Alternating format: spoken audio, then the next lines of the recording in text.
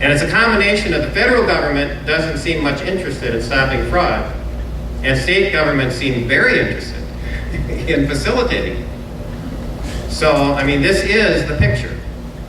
So, if we get a comprehensive audit, or if one of these investigations starts, what should I say, really cranking up, we could be facing a huge, what should I say, let's just say a way to recapture taxpayer money. All kinds of adjectives popped up that I didn't want to mention. So there's 3 federal investigations? Yes. They need to by the Justice Department? One of them is the Justice Department, one is Congressman Isaac's committee, and one is Iowa, the Iowa senator, one of the Iowa senators. Yes, Grassley. Yes. Well, who doesn't have a chance to find fraud? The Justice Department isn't find anything. What can I say? Connie. Yes, I brought with me this evening a report from the Office of the Minnesota Legislative Auditor that confirms absolutely everything that you just have to say. And so after this, I'll legislate look at it. Okay. Thank you, Connie. Connie has followed this for years, and by the way, I happen to know is very, very knowledgeable. Now, I'm going to suggest maybe a couple more questions, and then my chariot turns into a pumpkin at a certain point. I don't like to outwear my welcome. Bill, question. Yeah, you mentioned your 5th priority would be to repeal Obamacare. Yes. How can we repeal Obamacare? Well, 2 things. And first, let me just mention as a possibility, because I don't know, I haven't studied this, but I have a very, very good friend who is an extraordinary constitutional attorney who insists that because the requirement that states expand Medicaid was struck down by the court, that is, states don't have to do that, he insists that Obamacare cannot be implemented to any reasonable degree without major amendments. Now, I want you to know, I don't know if that's right. I just want you to know that's something floating out there, maybe true and maybe isn't. However, nothing can be implemented without funding. And I know it said, well, there's already funding built into the bill. Hey, forget it. No Congress can bind a future Congress. Can't be done. Every Congress can do whatever it wants. And a Congress with some courage, a come out of the weeds, come out of the bushes courage, can stop the funding for Obamacare. And so the question is, will we have a Congress that has the courage, the foresight, the conviction to put an end to it? I want to be very frank, ladies and gentlemen. I believe that if Obamacare is put into effect, we have essentially lost our country. Okay, I mean, our country as we know it. I mean, this is extraordinarily important. On the financial side, the last credible estimate I saw is that Obamacare will add $2.6 trillion to the deficit over the next 10 years. Okay, you look at this and tell me we can afford to add $2.6 trillion just for one program. I mean, ladies and gentlemen, this is absolutely insane.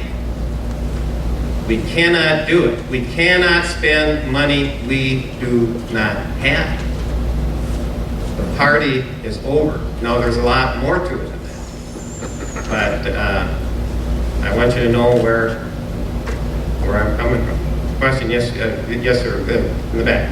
Do you have any suggestions for basically uninformed voters like myself, where to weed out the promises from the truth in our candidates? Mm-hmm. Well, let me just say the first question I personally get asked from Tea Party people is always, how do I know I can trust you? I mean, people are used to being sold a bill of goods. I'm not talking about you. No. Overall. Well, just overall, I would say if you have somebody that's been in an office, look at their record. And in my case, I have a record that's totally consistent, as Lyle Lang said. I mean, my record is totally consistent with what I'm saying. And so you don't have much risk with me. Plus, keep in mind, for me, the thought of going to Washington, D.C. is like the thought of ice water being dumped down my back. I mean, I don't see this as fun at all. And it's time I'm not spending in my fishing boat. I mean, for me, I am not in this because it personally benefits me. But I think you need to ask questions along those lines. Other than that, get to know your person running for office. But let me say too, I think all candidates running for this level office, as well as office holders, should hold town hall meetings like this, where people can come and you can ask me any question, and I'm going to tell you the way I see it. And you know I'm not lying to you. I mean, you know I'm not dodging questions. You know I'm telling you the way I see it. And you know I'm telling you, hold me accountable, because I'm not being mealy-mouthed, right? I mean, if I do something different, you can say to me, Quist, you lied to me, okay? And that's, but get to know who's there. Let me be very frank. I wish I could give you a better answer. I mean, I really do. So, do your research.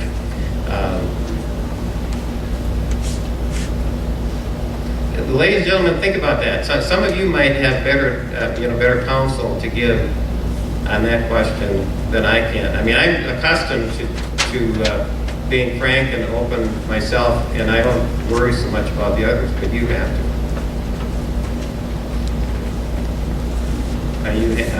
Amanda?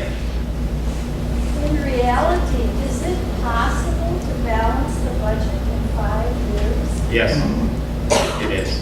In reality, it's possible to balance the budget in 5 years. Keep in mind, though, I'm talking about economic growth at the same time. And so here's government spending up here, and here's the gross domestic product down here. We have to meet in the middle. We have to meet in the middle. Can we do that? I'm convinced we can. I'm convinced that we can.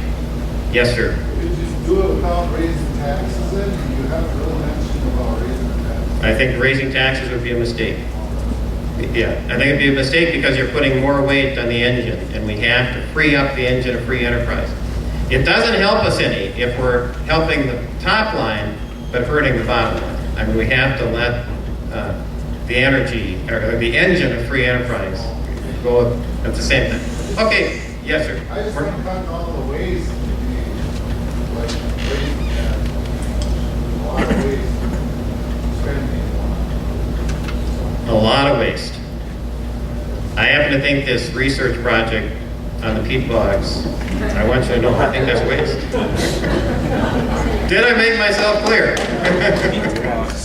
I try to bend over backwards to make myself clear. Yes, sir. So what is your stance on the Federal Reserve? Absolutely, but that's not enough.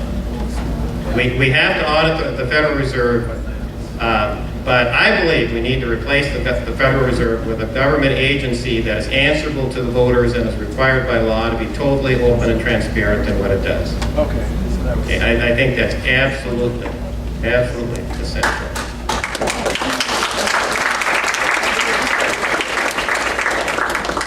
Let me give you an example.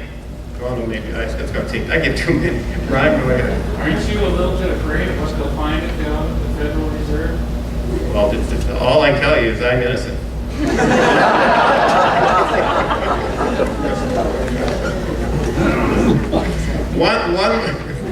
One more question, Paul. Just a comment. I think we have to always remember that in 5 years you're going to balance the budget. Mm-hmm. You still have the debt. Yes. We got to take care of it. Yes. The balance the budget, you still got that health. Yes. By the way, I want you to know, John Maynard Keynes is thrown around all the time as supposedly being in favor of this nonsense.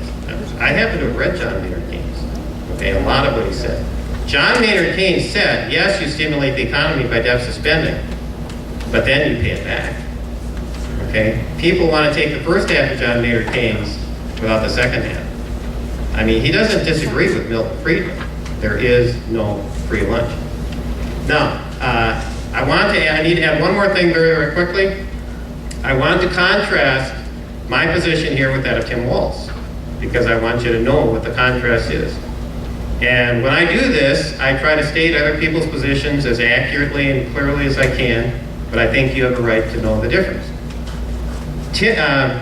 The Rochester Post Bulletin reported what Tim Walz said at the DFL State Convention, and he said, that the way to deal with the debt crisis is for the federal government to invest. Now notice that word invest. I think you know what that means. It means spend, translated, okay? I hope you haven't had to translate anything I've said. Invest in infrastructure and science. Well, science, what are you talking about? The peat box. Infrastructure, yes, but you can't spend your way out of a debt. So essentially what he's saying, the answer to this is to spend more money. And I don't see this as just a difference of opinion. I see this as pure fantasy versus the real world. But in this campaign, what I am going to tell the world is, here are your choices. Do you want somebody that is going to deal with this by spending more?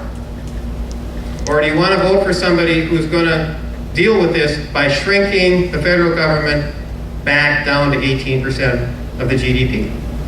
Very simple. It's a very simple question. And I frankly think that the voters are rational. I don't think they're living in fantasy world 101. So, ladies and gentlemen, this is the task before us. It is so simple, but, I mean, let's face it. I mean, we have to get this done. We have to get this done. That is why I am here. I'm convinced that is why you are here. And the more we can work together, the better. One person can't do this, obviously. We need an army